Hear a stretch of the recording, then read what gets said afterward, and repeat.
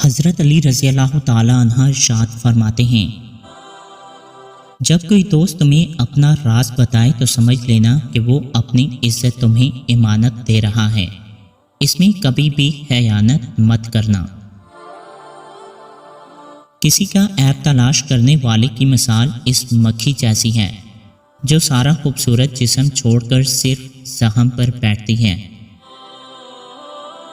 وقت اور دولت وہ چیزیں ہیں جو انسان کے اختیار میں نہیں، وقت انسان کو مجبور اور دولت مغرور بنا دیتی ہے۔ کامیابی حوصلوں سے ملتی ہے، حوصلے دوستوں سے ملتے ہیں، دوست مقدر سے ملتے ہیں اور مقدر انسان خود بناتا ہے۔ 3 چیزیں ایمان کو تباہ کر دیتی ہیں: امیروں کی محفل، عورتوں کی صحبت، جاہلوں سے بحث۔ کسی نے حضرت علی سے پوچھا، جب ہماری قسمت پہلے سے ہی لکھ دی گئی ہے تو دعا کا کیا فائدہ؟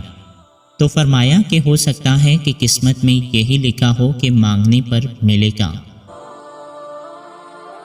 جو شخص تمہارا غصہ برداشت کر لے اور ثابت قدم رہے تو وہ تمہارا سچا دوست ہے۔ 100 دوستوں سے بہتر وہ دشمن ہے جو دل میں نفرت تو رکھتا ہے لیکن منافقت نہیں کرتا۔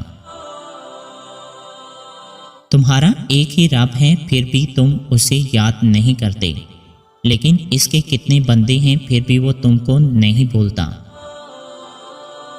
3 رشتے بے نقاب ہو جاتے ہیں: بڑھاپے میں اولاد، مصیبت میں دوست اور غربت میں بیوی۔